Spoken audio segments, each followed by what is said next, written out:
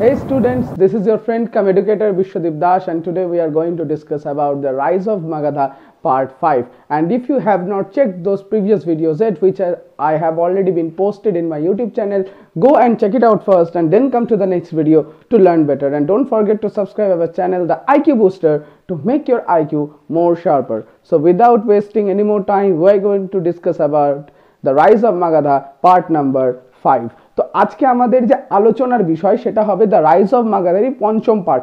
Rise of মাগাধা কেন, যেহেতু আমরা একটা গোটা সিরিজে চলছি। রাইজ অফ মাগাধা মগধের উত্থান আমরা অলরেডি আগের ভিডিওতে শেষ করে দিয়েছি।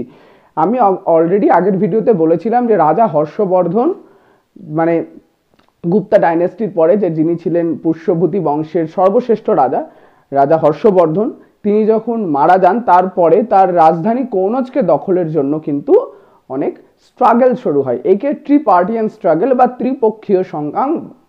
ত্রিপক্ষীয় সংগ্রাম বলা হয়ে থাকে। এই ত্রিপক্ষীয় সংগ্রামে তিনটা বংশ ভারতের বিভিন্ন জায়গা থেকে এসে তাদের মানে সেখানে অংশগ্রহণ করেছিলেন। তো আমি তোমাদের আবার প্রথম থেকেই যেটা আমি করে এসেছি, যে একটা রিভিশন টাইপের, সেটা করিয়ে দিই। তাহলে আমাদের ফার্স্টে হচ্ছে হাসিন মাসুক শাহ। হাসিন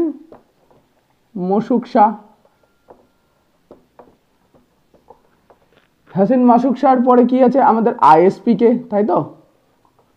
আইএসপি কে এরপরে আমাদের উপরে দুটা ডাইনেস্টি, একটা হচ্ছে গুপ্তা, আর তারপরেই আমাদের হচ্ছে পুষ্যভূতি বা বর্ধন ডাইনেস্টি। কি ডাইনেস্টি? বর্ধন বংশ, যাকে আমরা পুষ্যভূতি বংশ নামেও পরিচিত।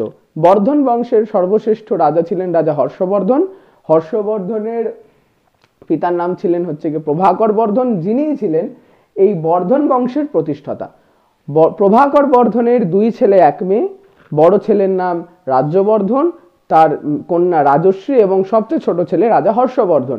রাজশ্রীর বিবাহ হয় গ্রহবর্মণের সাথে, কিন্তু দেবগুপ্ত আর গৌড়ের রাজা শশাঙ্ক, যার রাজধানী ছিল কর্ণসুবর্ণ, যেটা বর্তমানকালে আমাদের মুর্শিদাবাদে রয়েছে, তারা এই বিয়েতে রাজি হননি। অর্থাৎ তাদের যে সমস্ত মানে তাদের যে স্বার্থ ছিল সেটা কিন্তু চরিতার্থ হয়নি, যেহেতু এই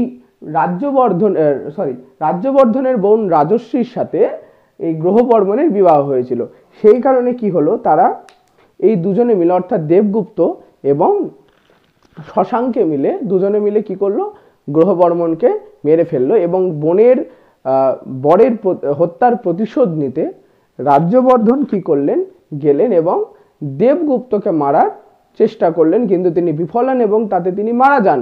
এবং হর্ষবর্ধন অতি কম সময়েই কিন্তু রাজা হয়ে যান। ফলে হর্ষবর্ধনের রাজধানী কোথায় ছিল? কনৌজ। আমি অলরেডি ভারতের ম্যাপ একটা দেখিয়েছিলাম যে ভারতের ম্যাপ কেমন ছিল।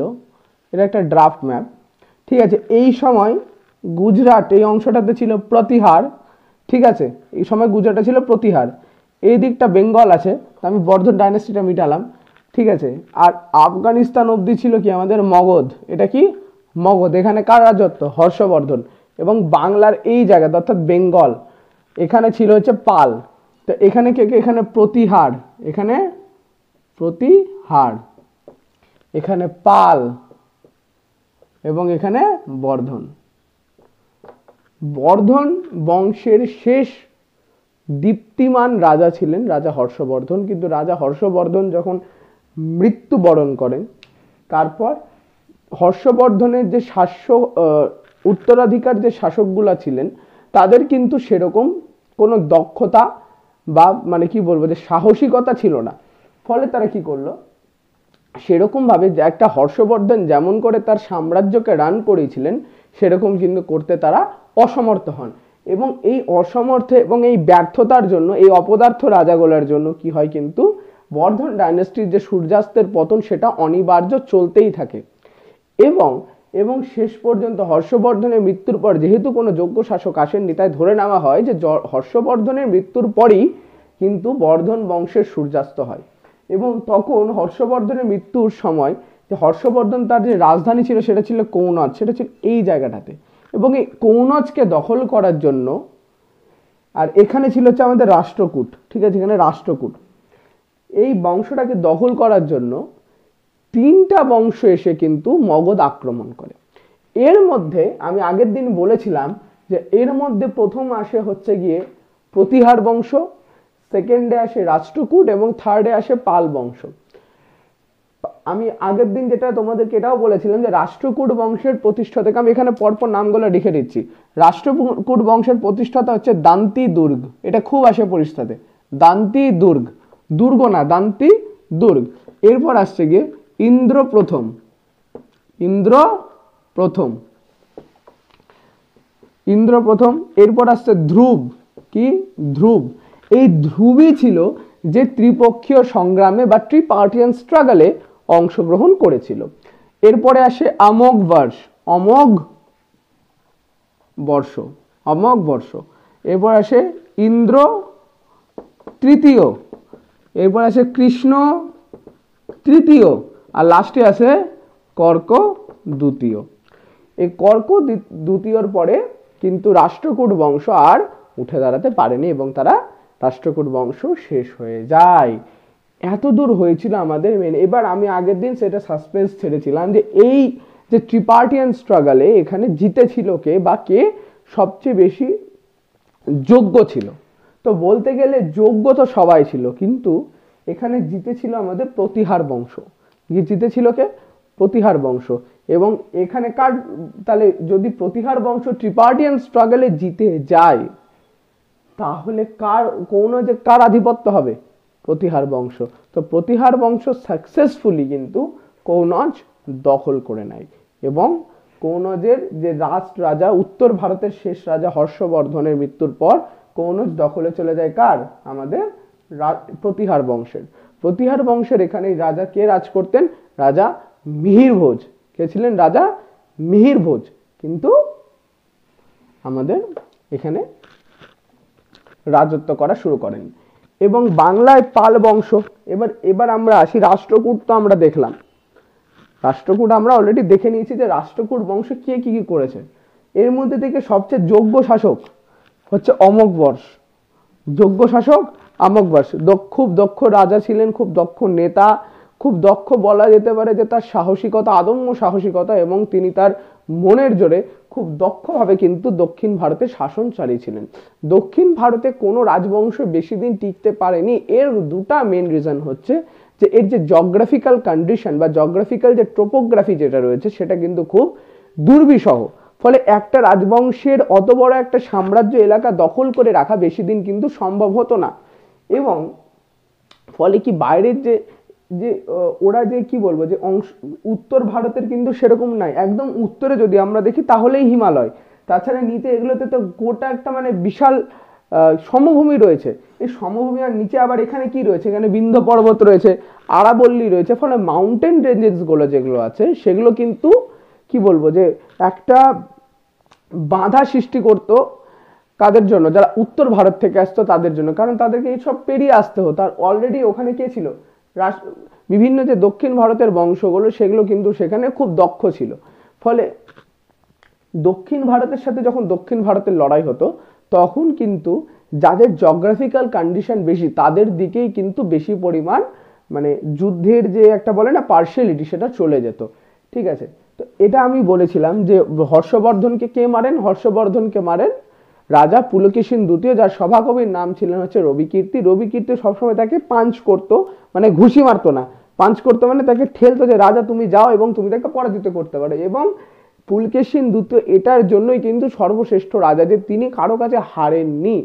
ঠিক আছে, মানে তিনি হর্ষবর্ধনকে সে নর্মদা নদীর তীরে যে যুদ্ধ হয় তাতে তিনি মেরে ফেলেন। এবং তারপর হর্ষবর্ধনের মারার পর কোনো যেহেতু যোগ্য শাসক আসেনি, তাই কিন্তু এই বর্ধন বংশ বা পুষ্যভূতি বংশের সূর্যাস্ত সে তার পতন ঘটে।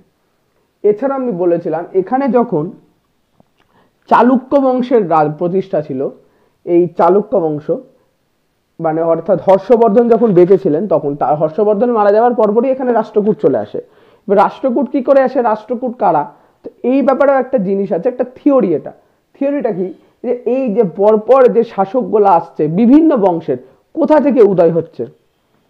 হঠাৎ থেকে এসে তো জায়গাতে তারা আসছে না, একটা নির্দিষ্ট তারা কোনো একটা উৎপত্তি রয়েছে, তাই উৎপত্তিটা দেয় যে এদের রাজসভায় যখন কোনো একটা রাজসভা গঠন হচ্ছে, ধরো আমার একটা রাজসভা আছে, তো ইট মিনস আমি রাজা এবং আমার যে মন্ত্রীগুলো রয়েছে সেগুলো কিন্তু অন্য কোনো বংশের, তারা কিন্তু আমার বংশের না, আমি তাদেরকে তাদের যোগ্যতা অনুযায়ী হায়ার করছি and I am giving salary to them, তারা আমাকে এর বদলে কি দিবে, সার্ভিস প্রোভাইড করবে। এরকমই কি হতো, এই যে রাজাগুলো এদের না মন্ত্রী সভায় বা রাজার সভায় যে সমস্ত দক্ষ মন্ত্রী বা যারা কোনো কিছুতে দক্ষ ছিলেন তারা কিন্তু এই সমস্ত কিছুতে তাক লাগিয়ে বসে থাকতেন যে রাজার কোন শাসক, এই রাজাটা দুর্বল না এটা শক্তিশালী, আমরা যদি এর বিরুদ্ধে বিদ্রোহ করি আমাদের কি অবস্থা হতে পারে না হতে পারে, সমস্ত ভাবনা চিন্তা করে কিন্তু তারা একটা সুযোগের সন্ধানে থাকতেন। আর যেই সুযোগ সন্ধান পেয়ে গেল সবচেয়ে মানে দুর্বল রাজা তাকে মেরে ফেলে দিল। জাস্ট লাইক যদি মুঘল সাম্রাজ্যে আমরা কথা বলি, বাহাদুর শাহ জাফর বা দ্বিতীয় বাহাদুর শাহ, এই দ্বিতীয় বাহাদুর শাহ জাফর বা বাহাদুর শাহের সাথে কি হলো, যখন ব্রিটিশ ইস্ট ইন্ডিয়া কোম্পানি আসলো, যখন এই মুঘলদের যখন গোটা ভারত রয়েছে, তখন কি হলো যে বাহাদুর শাহকে কি করলো, ইংরেজরা পাঠিয়ে দিল কোথায়, বর্মাতে অর্থাৎ মায়ানমারে। এবং সবচেয়ে হাস্যজনক কথা যে বাহাদুর শাহের জাফর কবর, যে কবর থাকে মুসলমানদের, সেটাও কিন্তু ওই বর্মাতেই আছে। যে এত বছর রাজত্ব করলো, 200 বছর যারা রাজত্ব করলো, তার শেষ কবর, শেষ রাজার কবর এই ইনফ্যাক্ট ইন্ডিয়াতেই নাই, তার আছে কোথায়, মায়ানমার বা যেটা বার্মা যাকে আমরা বলছি ওখানে। কেন, জাস্ট ফর মানি। তো এরা কি, অর্থাৎ যখনই কোন একটা অযোগ্য শাসক, বাহাদুর শাহ জাফর 1 নম্বরে অপদার্থ শাসক বলা যেতেই পারে, কারণ ঔরঙ্গজেবের পর যারা আসে তারা কিন্তু সবাই অপদার্থ থাকে, কেউ কিন্তু সেরকম কি বলবো দক্ষতার সাথে কেউ ছিল না, সবাই মিউ মিউ বিড়ালের মতো থাকতো। ফলে কি, যে শেষ রাজার যে কবর সেটা ভারতেও নসিব হয়নি, সেটা কোথায় চলে যায়, বার্মাতে। এরকম অনেক উদাহরণ আছে। তো সেরকম ভাবেই এই রাজার দরবারে যারা থাকতো বা রাজার রাজসভায় যারা সদস্য ছিলেন তারা কিন্তু একদম কি বলবো যে তাক বাজের চোখ যাকে বলে, সেরকম ভাবে বাজের চোখ দিয়ে রাখতেন যে কোন শাসক দুর্বল আর কোন শাসক শক্তিশালী। তো যেই সবচেয়ে দুর্বল শাসক আসলো তাকে মেরে দিল। মৌর্য সাম্রাজ্য এত বিরাট একটা সাম্রাজ্য যার জন্য আফগানিস্তান পর্যন্ত ভারতের যেটা হয় সীমানা ছড়ায়, কটক থেকে অটক অব্দি। এই যে কটক থেকে অটক অব্দিতে যাত্রাটা কে করেছিলেন, চন্দ্রগুপ্ত মৌর্য। ফার্স্ট এম্পায়ারই এত যোগ্য ছিল, কিন্তু শেষ এম্পায়ার কে ছিল, বৃহদ্রথটাকে কে মেরে দেয়, পুষ্যমিত্র শুঙ্গ। অশোককে কি মারতে পেরেছে, না। কাকে, চন্দ্রগুপ্তকে মারতে পেরেছে, না। বিন্দুসারকে মারতে পেরেছে, না। কেন কি, এরা দক্ষ শাসক ছিল, এরা শক্তিশালী ছিল, এরা পাওয়ার কন্ট্রোল করতে পারতো, they have the power to control it, ঠিক আছে। কিন্তু অন্যদিকে কিন্তু এই সমস্ত রাজাদের এটা ছিল না, তারা অপদার্থ ছিল, সেটার জন্য কিন্তু তারা পারেনি। এরপর আমি এখানে বললাম যে চালুক্য বংশ 3বার আসে, চালুক্য বংশ 3বার আসে, চালুক্য বাতাপি বা চালুক্য বাদামি, চালুক্য কল্যাণী আর চালুক্য বেঙ্গি। চালুক্য বাতাপি বা এই যে চালুক্য বাতাপি সম্বন্ধে তো আমি অলরেডি বলে দিয়েছি, চালুক্য বাতাপিতে কে ছিলেন, সর্বশ্রেষ্ঠ রাজা পুলকেশীন দ্বিতীয়।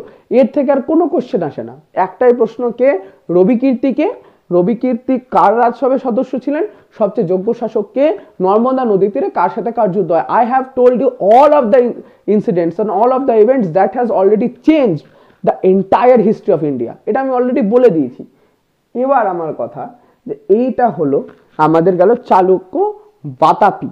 চালুক্য বাতাপি আমি এটাও বলেছিলাম যে নরসিংহদেব বর্মন, অর্থাৎ এখানে যখন পাল্লাবাড়া ছিল সেখানে এটা নরসিংহদেব বর্মন আক্রমণ করেন এবং তাকে কিন্তু কে, পুলকেশীন দ্বিতীয়কে হারিয়ে দেন। পুলকেশীন দ্বিতীয় তখন বেঁচে ছিলেন না, পুলকেশীন দ্বিতীয়র ছেলেকে মানে অদম্য মার মারেন এবং তারপর এখান থেকে বাতাপি কোন্ড উপাধি ধারণ করেন। তো কাঁচি কোন্ড আর বাতাপি কোন্ড উপাধি কে ধারণ করেছিল, কাঁচি কোন্ড ধারণ করেছিল। কাঁচি মানে এই জায়গাটা, এই জায়গাটা একটা কোচিন বন্দর আছে না, কোচিন বন্দর, এই কোচিনটাকে কাঁচি বলা হতো, কাঁচি। এই কাঁচি কে কে মেরেছিল, পুলকেশীন দ্বিতীয়, তাই নাম কি, কাঁচি কোন্ড। আর এখান থেকে নৃসিংহদেব বর্মন, এখানে এদের বাতাপি বা বাদামিকে আমি বলেছিলাম রাজধানী অনুযায়ী হতো, এটা ধরো বাতাপি, এখানে গিয়ে কে মেরে দিল, বাতাপি লুণ্ঠন করলো। এই যে নৃসিংহদেব বর্মন এখান থেকে গিয়ে বাতাপি লুণ্ঠন করলেন, ওর জন্য নাম কি রাখলেন, বাতাপি কোন্ড, ঠিক আছে। পল্লব বংশের কে প্রতিষ্ঠাতা ছিল, মহেন্দ্র বর্মন এবং তার ছেলে নৃসিংহদেব বর্মন, যেমন নাম তেমন কাম। এটা গেছিল আমাদের আগের, এটা এত দূর অব্দি রিভিশন চললো আমাদের। এরপর আসছে নেক্সট কথা, যে এবার আমরা দেখলাম প্রতিহার দেখলাম, আমরা কি দেখলাম, আমরা রাষ্ট্রকূট দেখলাম, আমরা কি দেখলাম, আমরা এটাও দেখলাম চালুক্য পর্যন্ত দেখে নিলাম, আমরা পল্লবও দেখে নিলাম, তাই তো। এরপর কি আমাদের যেটা আমরা একটু বাদ দিয়েছি, যে এর সমসাময়িক কারা ছিলেন, সেটা ছিল হচ্ছে বকাটক বংশ। এটা হয়তো আমি একটা ভিডিওতে বলেছি অলরেডি, তাও একবার for the remember of mind আমি আরেকবার বলছি, যে এই যে আমাদের এই জায়গাটা যে ছিল, এই সময় যখন গুপ্তা এম্পায়ার ছিল, অর্থাৎ বর্ধনের জায়গায় যখন গুপ্তা ছিল, তখন দক্ষিণ ভারতে কার শাসন ছিল, বাকাটক বংশ। এবং এই বাকাটক বংশের রাজার নাম রাখা অত্যন্ত সহজ। কি এখানে একটা বিন্ধ্য পর্বত আছে তো, বয়ে বাকাটক, বয়ে বিন্ধ্য, আর এর প্রতিষ্ঠাতার নামও বিন্ধ্যরাজ, অর্থাৎ যদি পর্বতের নাম মনে থাকলে রাজার নামও থাকবে। বিন্ধ্যরাজের ছেলে হচ্ছে প্রবর সেন, প্রবর সেনের ছেলে রুদ্রসেন, ঠিক আছে, প্রবর সেনের ছেলে রুদ্রসেন। এর চেয়ে বেশি আর কিচ্ছু আসে না। এখানেই আমরা বাকাটক বংশ খুব একটা বেশি দিন টিকেনি, বাকাটক বংশ, ওর জন্য এদের গৌরবত্ব কিন্তু অত্যন্ত কম, ঠিক আছে। প্রতিষ্ঠাতা জিজ্ঞেস করে এটাই, আর এর কিছু না। এরপর আমরা যেটা নজরদারি করব সেটা হচ্ছে পাল বংশ। বাংলায় পাল বংশের প্রতিষ্ঠাতা হচ্ছে গিয়ে গোপাল, গোপাল, গোপাল। এবং এই গোপাল কিন্তু কারো নাম না, গোপাল হচ্ছে রাজা, পাল বংশের প্রতিষ্ঠাতা হচ্ছে গোপাল।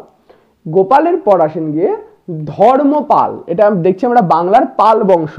এবার আমরা ডাইরেক্ট চলে এসেছি কোথায়, বাংলাতে। এরপর আমাদের সঙ্গম কাল করব আমরা, সঙ্গম কাল কি আমরা বলে দেব। এরপর কি পাল বংশ, কি আসে, পাল। এই পাল বংশের প্রতিষ্ঠাতা হচ্ছে গোপাল, পাল বংশের প্রতিষ্ঠাতা গোপাল। গোপালের পর আসেন ধর্মপাল, গোপালের পর আসেন ধর্মপাল। দেখো পাল বংশে যে এই 5 বা 6টাই রাজা ছিল এটা কিন্তু না, পাল বংশের রাজা কিন্তু অনেক ছিল। কিন্তু ইতিহাস কাদেরকে মনে রাখে, যারা কোনো কৃতিত্ব করে গেছে। যদি ইতিহাস সবাইকে মনে রাখতো তাহলে অনগিনাত অনেক মানুষের, সে কিন্তু সবার কি আমরা সম্বন্ধে জানি না। একটা কি বলে যেতে পারে, এটা আমরা এখনো বিসিতে চলছি, অর্থাৎ মানে বিসি না এডিতে চলছি, এখন 2025, আমি 150-200 এডির পড়াচ্ছি, মানে এখনো আমার প্রায় 1800 বছরের ইতিহাস বাকি আছে। এই 1800 বছরের ইতিহাস কি আমরা 4টা বই পড়ে শেষ করতে পারবো? অবভিয়াসলি না। তো ইতিহাস কাকে নিয়ে কথা বলে, যারা কিছু কৃতিত্ব করে গেছে। তো আমরা তাদের ব্যাপারেই কথা বলবো, যাদের কোনো একটা কোনো গুরুত্বপূর্ণ কিছু রয়েছে। গোপাল কেন, ফার্স্ট অফ অল তিনি কেন বিখ্যাত গোপাল? ফার্স্ট অফ অল তিনি পাল বংশের প্রতিষ্ঠাতা, বাংলার পাল বংশের প্রতিষ্ঠাতার নাম কি, গোপাল। এছাড়াও তিনি একটা বিশ্ববিদ্যালয় স্থাপন করেছিলেন, যেটা সব চাকরির পরীক্ষাতে প্রায় আসে। আমি নিজেও যে সমস্ত চাকরির পরীক্ষা দিয়েছি সেখানেও এসেছিল। সেখানে কি গোপাল, গোপাল কোন একটা বিশ্ববিদ্যালয়, আমরা জানি গোপাল কি জন্য বিখ্যাত, পাল বংশের প্রতিষ্ঠাতা, কিন্তু গোপাল একটা বিশ্ববিদ্যালয়ও স্থাপন করেছিলেন। এর নাম হচ্ছে ওদন্তপুরী বিশ্ববিদ্যালয়, ঔদন্তপুরী, ঔদন্তপুরী বিশ্ববিদ্যালয়। এই ঔদন্তপুরী বিশ্ববিদ্যালয়ের জন্য তিনি বিখ্যাত। ওকে, এরপর আসেন ধর্মপাল। এই ধর্মপাল যেমন নাম আছে, এর সাথে একটা সিগনিফিক্যান্স আছে। এই ধর্ম মানে অর্থাৎ রিলিজিয়ন, এই যে রিলিজিয়ন কনসেপ্টটা, এটা সব মানুষের ক্ষেত্রে প্রযোজ্য। সে একটা হিন্দু হোক, সে খ্রিস্টান হোক, সে জৈন হোক, সে বৌদ্ধ হোক, সে একটা মুসলমান হোক, সবার ক্ষেত্রেই কিন্তু একটা ধর্মের কনসেপ্ট রয়েছে। এই যে ধর্মপাল, এটা নাম শুনতেও হিন্দুদের মতো হলেও ধর্মপাল কিন্তু বৌদ্ধ ধর্মের প্রতি মানে কি বলবো প্রচন্ড বেশি ইনফ্লুয়েন্স ছিলেন। এই ধর্মপাল বিক্রমশিলা বৌদ্ধ বিহার, কি বৌদ্ধ বিহার, বিক্রমশিলা বৌদ্ধ বিহার। আমরা এখন পর্যন্ত এই যে আমাদের যে 5টা পার্ট, এটাতে 3টা বিশ্ববিদ্যালয়ের আমরা উল্লেখ পেয়েছি। ফার্স্ট অফ অল কি তক্ষশিলা, যেখানকার কি বলবো ছাত্র কে ছিলেন, 2জন। কে? ফার্স্ট অফ অল কে ছিলেন, চাণক্য ছিলেন। চাণক্য ছিলেন তো, চাণক্য ছিলেন তক্ষশিলা। নাগার্জুন, নালন্দা।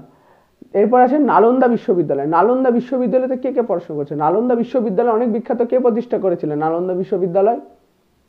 কুমারগুপ্ত। এরপর আসি আমরা বিক্রমশিলা। বিক্রমশিলা যে বিশ্ববিদ্যালয় বা বিক্রমশিলা মহাবিহার, এটা কিন্তু কে প্রতিষ্ঠা করেছিলেন? ধর্মপাল। এখানে কি দেওয়া হতো? রিলিজিয়াস টিচিংস,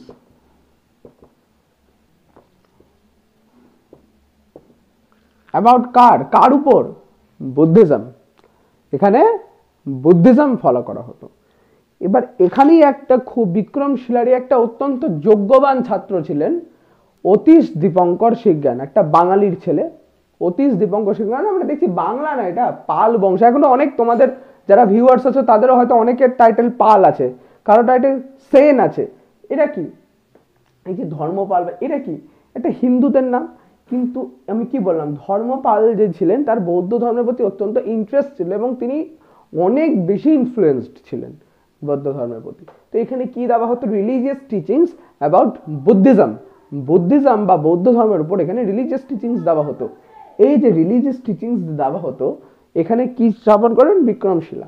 এখানেরই একজন খুব যোগ্য ছাত্র ছিলেন অতীশ দীপঙ্কর শিবজ্ঞান, একটা বাঙালির ছেলে। কারণ আমরা দেখছি অলরেডি পাল বংশ কোথায় আছে? বেঙ্গল রিজনে। এবং এই অতীশ দীপঙ্কর শিবজ্ঞান পরবর্তীকালে কোথায় যান? তিব্বতে যান। কোথায় যান? তিব্বতে। এবং এই তিব্বতে গিয়ে তিনি জ্ঞানের আলো ছড়িয়েছিলেন। জ্ঞানের আলো মানে প্রদীপ নিয়ে ঘুরে বেড়াতেন বা লণ্ঠন নিয়ে ঘুরে বেড়াতেন না। জ্ঞানের আলো ছড়ানো মানে যে বৌদ্ধ ধর্মের যে জ্ঞানের দিকগুলো, যে মানে রিলিজিয়াস টিচিংস এর যে একটা দিক থাকে, বৌদ্ধ ধর্ম তো কোনো প্রাণীকে মারা কাটা এসবে বিশ্বাস করে না। তো এখানে কি ওই যে বৌদ্ধ ধর্মের যে মূল কথা বা নীতি কথাগুলো, সেগুলো তিনি কোথায় গিয়ে ছড়ান? তিব্বতে। ওর জন্য বাংলার অন্যতম সাহিত্যিক, কবি, সবকিছু শ্রী শ্রী দ্বিজেন্দ্রলাল রায় বলেছিলেন যে বাঙালি অতীশ লঙ্ঘিল গিরি তুষারে ভয়ঙ্কর, জালিল জ্ঞানের দ্বীপ তিব্বতে বাঙালি দীপঙ্কর। এই যে অতীশ দীপঙ্কর শিবজ্ঞানের নামে যে এই এত বড় কোটেশন, এটা করতে গিয়ে আমারই ক্লাস 7-এ দাঁত ভেঙে গেছিল, কিন্তু তারপর স্যারের মার খাওয়ার পর আমিও করে নিয়েছি। তো আমার এখনো মনে আছে কি, যে বাঙালি অতীশ, অর্থাৎ অতীশ, এখানে গোটা তিনি একটা বর্ণনা দিচ্ছেন কার প্রতি? অতীশ দীপঙ্কর শিবজ্ঞান। বাঙালি অতীশ মানে অতীশ দীপঙ্কর শিবজ্ঞান। লঙ্ঘিল গিরি, লঙ্ঘিল মানে পার করলো, গিরি অর্থাৎ পর্বত, অর্থাৎ তিব্বত। আমরা জানি অলরেডি এখন চায়না দখল করে বসে আছে, সেটা তিব্বত, টিবেট যাকে বলি আমরা, টাইবেট। এই যে টিবেট বা টাইবেট যে জায়গাটা আছে, বা বাংলাদেশকে আমরা তিব্বত বলি, সেখানে এখন চায়না দখল করে বসে আছে। অর্থাৎ কি বলছে? বাঙালি অতীশ লঙ্ঘিল গিরি তুষারে ভয়ঙ্কর, অর্থাৎ প্রচন্ড তুষারময় পরিস্থিতি। জালিল জ্ঞানের দ্বীপ মানে ওখানে গিয়ে লণ্ঠন জ্বালাননি, জ্ঞানের আলো স্প্রেড করেছিলেন তিব্বতে বাঙালি দীপঙ্কর। তাহলে অতীশ দীপঙ্কর শিবজ্ঞানের পুরো নাম হচ্ছে কি, অতীশ দীপঙ্কর শিবজ্ঞান হচ্ছে পুরো নাম, এবং এখানে তিনি তাকে শুধু দীপঙ্কর বলে সম্বোধন করেছেন। ঠিক আছে। একে চাইনিজ, এই গল্পটা চাইনিজেও, মানে চাইনিজ যে লিটারেচার সেখানেও আমরা পাই যে রিলিজিয়াস টিচিংসে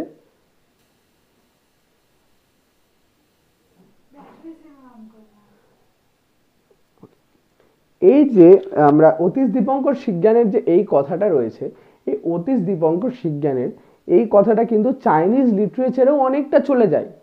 ওখানে চাইনিজ লিটারেচারে বা চাইনিজ যে রিলিজিয়াস টেক্সটগুলো আছে, ওখানে কিন্তু অতীশ দীপঙ্কর শিবজ্ঞানকে একটা চাইনিজ বা টিবেটিয়ান নামে ডাকা হয়।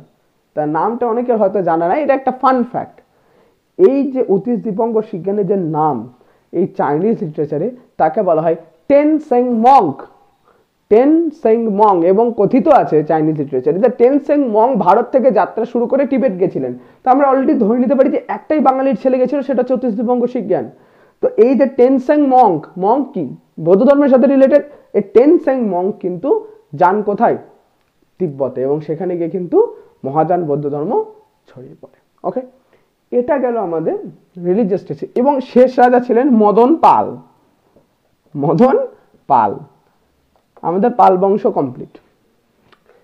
পাল বংশ আমাদের কমপ্লিট। এছাড়াও অনেক ছিলেন, মিহির পাল ছিলেন। ঠিক আছে। এরপর পাল বংশ, মদন পাল যখন মারা যান, এরপরেই বাংলাতেই আবার চলে আসেন সেন বংশ। কি চলে আসেন?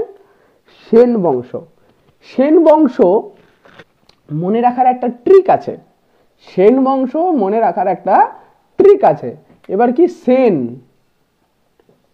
সেনরা একটু বলে রাখি, সেন যে সমস্ত সেন পদবীধারী মানুষজন আছেন, তারা প্রাথমিক ক্ষেত্রে ব্রাহ্মণ ছিলেন, কিন্তু পরবর্তীকালে ক্ষত্রিয় হয়ে যান, চেঞ্জ করে নিজের কাস্ট চেঞ্জ করে। যে এখন আমাদের এসটি, এসসি, ওবিসি, জেনারেল ভাগ হয়ে গেছে। ইংলিশে নাম বলতে মানে শুনতে খুব ভাল লাগে, কিন্তু বাংলাতে বললেই খুব বাজে লাগে। আদিবাসী, হ্যাঁ, নিচু জাত, সংখ্যালঘু, এই যে ইংলিশে কি একটা খুব ভদ্র ভদ্র লাগে, বাংলাতে ওটাকেই মানে বজ্জাতের মতো লাগে।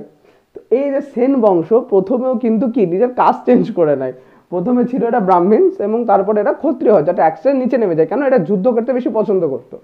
এই যে সেন বংশর প্রতিষ্ঠাতা যে পরপর যে শাসকগুলো রয়েছে, যেগুলো ইম্পর্টেন্ট শাসক, সেগুলো মনে রাখার একটা ট্রিক আছে। এটা কি,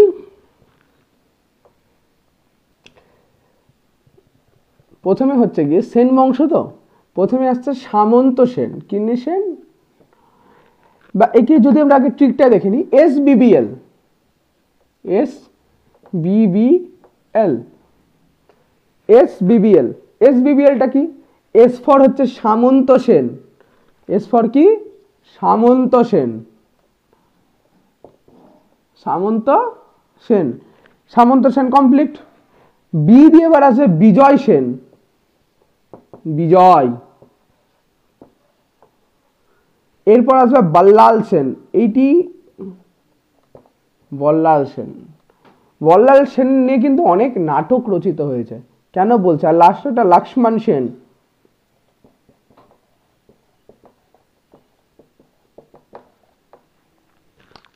এর মধ্যে এই চার রাজার মধ্যে সব থেকে দক্ষ ছিলেন লক্ষণ সেন। লক্ষণ সেন সবচেয়ে দক্ষ রাজা এবং সবচেয়ে শেষ রাজা, এরপরে আর কোনো দক্ষ শাসক আসেননি। সেন বংশের ইতিহাসে যদি কোনো শাসক সব থেকে ইম্প্যাক্টফুল হন, সেটা ছিলেন একমাত্র লক্ষণ সেন। তিনি কৌলিন মানে কি বলবো, যে তার পিতা অর্থাৎ বল্লাল সেন বিখ্যাত দুই কারণে, একটা সুখ্যাতির জন্য, একটা কুখ্যাতির জন্য। কুখ্যাতি কি, প্রথমে আগে সুখ্যাতিটা নিয়ে আলোচনা করি, তারপর কুখ্যাতিটাও নিয়ে আলোচনা করব। তো পরপরই আসি, সামন্ত সেন কির জন্য ফেমাস, তিনি প্রতিষ্ঠাতা। এরপর আসেন বিজয় সেন এবং তারপর বল্লাল সেন। বল্লাল সেন দুটো বই লিখেন, যার নাম হচ্ছে, একটা হচ্ছে দান সাগর আর অদ্ভুত সাগর। দান সাগর আর অদ্ভুত সাগর কার লেখা, বল্লাল সেন। তো এটা তার কৃতিত্ব, ভালো দিক, মানে কি বলবো, brighter side of Lakshman Ballal Sen কি, যে এই দুটো বই তিনি লিখে গেছেন, একটা দান সাগর, একটা অদ্ভুত সাগর। এবং তিনি কুখ্যাতও কির জন্য, তিনি কৌলিন্য প্রথা চালু করেছিলেন। কেন কৌলিন্য এর বলি, কৌলিন্য যে প্রথাটা বা কুলীন প্রথা, এটা কিন্তু শুরু হয়েছে সেই বল্লাল সেনের আমল থেকে, এবং এটা এখন পর্যন্তও কিন্তু মানুষের মনে একটা কীটের মতো কাজ করছে। এই যে বল্লাল সেন যিনি ছিলেন সেন বংশের রাজা, শেষ পর্যন্ত তিনি সন্ন্যাস নিয়ে নেন এবং শেষ পর্যন্ত তাকে গ্রামে গঞ্জে, শেষ পর্যন্ত তাকে বলেন না যেমন কর্ম তেমন ফল, সেরকম তাকে পদধূলি খেয়ে খেয়ে লাস্টে মরতে হয়েছে। সে রাজপ্রাসাদেও মারা যায়নি, ঠিক আছে। তো এই যে কৌলিন্য প্রথা তিনি চালু করেছিলেন, এই কৌলিন্য প্রথা কি, কৌলিন্য প্রথা হলো যে সমস্ত ব্রাহ্মণ রয়েছে তাদেরকে কতগুলো কুলীন ব্রাহ্মণ, যেমন চট্টোপাধ্যায়, বন্দ্যোপাধ্যায়, ভট্টাচার্য, ঠিক আছে, এই যে সমস্ত জিনিস যেগুলো রয়েছে, যে টাইটেলগুলো, এগুলোকে বলা হয় এরা কুলীন ব্রাহ্মণের অন্তরে পড়ে। এরা একটা কুলীন ব্রাহ্মণের অন্তরে পড়ে। যেমন এই যে জাতিগুলো হয় না, এরকম ব্রাহ্মণের মধ্যে যে ডিভিশনগুলো, এটাই হচ্ছে সেরকম। কুলীন ব্রাহ্মণে কি হয়েছে, বন্দ্যোপাধ্যায়, তারপর চট্টোপাধ্যায়, তারপর হচ্ছে ভট্টাচার্য, এই যে এরা চক্রবর্তী না, কিন্তু চক্রবর্তী কিন্তু কুলীন ব্রাহ্মণে পড়ে না। এই যে উপাধ্যায়, যার কথায় অধ্যায় বা চার্জি আছে, আচার্যি, এরা কিন্তু কুলীন ব্রাহ্মণ। এখানে কৌলিন্য প্রথা কি, যে একটা কুলীন ব্রাহ্মণের মেয়ের সাথে একটা কুলীন ব্রাহ্মণ ঘরের ছেলেরই বিয়ে হবে, এটা কিন্তু অন্য কোনো জায়গায় প্রচলিত ছিল না, এটা শুধু বাংলাতে প্রচলিত ছিল, ঠিক আছে। ওই জন্য বাংলাতে কৌলিন্য প্রথা খুব তীব্র হারে দেখা যায় কার সময়, বল্লাল সেনের আমলে। তিনি বলে দিয়েছিলেন যে এক মানে ব্রাহ্মণ, ধরো একটা চক্রবর্তী মেয়ে আর একটা ভট্টাচার্য ছেলে, যদি বল্লাল সেনের আমলে হতো সেটা কিন্তু পসিবল ছিল না, ঠিক আছে। তো এই যে বল্লাল সেন কৌলিন্য প্রথা কি, কোনো একটা কুলীন ব্রাহ্মণের বিয়ে কেবলমাত্র কুলীন ব্রাহ্মণের সাথেই দেওয়া হবে, নচেত দেওয়া হবে না। এই কৌলিন্য প্রথার জন্য তিনি কিন্তু খুব কুখ্যাত ছিলেন। এছাড়া কি লক্ষণ সেন, এই যে লক্ষণ সেন খুব যোগ্য শাসক এবং যুদ্ধেও পারদর্শী। তিনি অনেক যুদ্ধ জয় করেন এবং শেষ পর্যন্ত একটা যে প্রকৃত দক্ষ শাসক, কিরকম হওয়া উচিত সেটার প্রতি একটা বৃত্তান্ত, মানে কি বলবো, একটা খুব ভালো তিনি একটা উদাহরণ দিয়ে যান বাংলার শেষ রাজা লক্ষণ সেন। এরপর যেটা আসে, আমরা সব কিছু নিয়ে আলোচনা করেছি, আমি আরেকবার আইএসপিকেটা নিয়ে একটু বলি যে এরপর আমাদের কোন কোন বংশ বাকি আছে। ওকে, তো আমি এটা শেষ হয়ে গেল আমাদের সেন বংশ, পাল বংশ অতটা কিছু নাই পরীক্ষার জন্য ইম্পর্টেন্ট। আমি ফার্স্টে আবার লিখছি হাসিন মাসুক শাহ, হাসিন মশুক শাহ, তাই তো। এরপর কি আইএসপিকে, এরপরে আছে গুপ্তা, আর তারপর বর্ধন। ঠিক আছে, গুপ্তার পর এখানে কি আছে, ওয়াকাটাক। কে আছে, ওয়াকাটাক। আর বর্ধনের সময় কে চলে আসেন, চালুক্য। আমরা পড়েছি, চালুক্য তিনবার আসে, চালুক্য বাতাপি, চালুক্য কল্যাণী, চালুক্য বেঙ্গি। চালুক্য বাতাপির রাজা কে ছিলেন, শ্রেষ্ঠ রাজা পুলকেশিন দ্বিতীয়, সভাকবি রবিকীর্তি। তিনটা আসে, চালুক্য বাতাপি, চালুক্য কল্যাণী, চালুক্য বেঙ্গি। চালুক্য কল্যাণীর প্রতিষ্ঠাতা হচ্ছে তাইলাভ দ্বিতীয়, আর চালুক্য বেঙ্গির প্রতিষ্ঠাতা হচ্ছেন বিষ্ণুবর্ধন। তো এটা হচ্ছে চালুক্য বংশ। বাকাটক চলে আসলো আমাদের, চালুক্য আসলো। চালুক্যর পর কে আসে, রাষ্ট্রকূটাস। এরপরে কি আছে, পল্লব, রাষ্ট্রকূট, এবার পল্লব, তাই তো। মানে আমি উপর এই দুটো একই জায়গায় এসেছিল, মানে এটা এই জায়গাটাতে প্রথমে কে ছিল, চালুক্য ছিল, তারপর কে আসে, রাষ্ট্রকূট আসে, এখানে কে ছিল, পল্লব আসে, এরপর এখানে আসে চোল বংশ। এবং এই যে আমাদের রাষ্ট্রকূট, এই সময় বাংলাতে কে চলে আসে, পাল, এখানে কি আসে, সেন, তাই তো। আর তার আগে আসে সঙ্গম কাল, অর্থাৎ আমার এর পরের টপিক আমাদের হবে সঙ্গম কাল। তা আমাদের প্রায় সব শেষ এক্সেপ্ট চোলা। এই চোলার উত্থান আমরা দুবার পাবো, একটা পাবো আমরা সঙ্গম কালে, আর একটা পাবো আমরা এই জায়গাটাতে। তো পল্লবের জায়গায় কারা চলে আসে, চোল চলে আসে। আর এই জায়গাটাতে আগে কে ছিল, বাকাটক ছিল। এই জায়গাটাতে আমরা অনেক দেখলাম যে হাসিন মাসুক শাহ এখানেই ছিল। এই 7টা রাজা এটাই ছিল এখানে, এই যে 7 রাজা এখানেই ছিল। এখানে ছিল আমাদের প্রতিহার, তো এখানে প্রতিহারও লিখে দিই, প্রতিহার। তো আমাদের চালুক্য দেখে নিলাম আমরা, চালুক্য কি 3টা, বাতাপি, কল্যাণী, বেঙ্গি। কল্যাণীর প্রতিষ্ঠাতা তাইলাভ দ্বিতীয়, আর তোমার বেঙ্গির প্রতিষ্ঠাতা হচ্ছে গিয়ে আমাদেরকে বিষ্ণুবর্ধন। রাষ্ট্রকূট দেখে নিয়েছি আমরা, পল্লব দেখে নিয়েছি আমরা, পাল দেখে নিলাম আমরা, সেন দেখে নিলাম, প্রতিহারও দেখে নিলাম। প্রতিহারের শ্রেষ্ঠ রাজা মিহিরভোজ আমরা গেলাম। এবার বাকি থাকলো আমাদের চোল ডাইনাস্টি, আমরা পরের দিন আলোচনা করব, এবং তার সাথে সাথে আমরা সঙ্গম কাল নিয়েও আলোচনা করব পরের ভিডিওতে। তো যদি তোমাদের এই ভিডিওটা যদি তোমাদের ভালো লেগে থাকে, অবশ্যই একটা লাইক করে সাবস্ক্রাইব করে দাও, এবং এটাকে শেয়ার করে দাও তোমার বন্ধু বান্ধবীদের মধ্যে, যাতে তাদেরও নলেজের একটু অংশ আমি তোমাদেরকে দিতে পারি। আমি যতটুকু জানি আমার জ্ঞানের ভান্ডারে, ততটুকু যাতে তোমাদেরকে আমি দিয়ে হেল্প করতে পারি, যাতে এটা ইউটিলাইজ করতে পারো। তো thanks for watching, and don't forget to subscribe our channel, the IQ Booster, to make your IQ more sharper. Thanks for watching.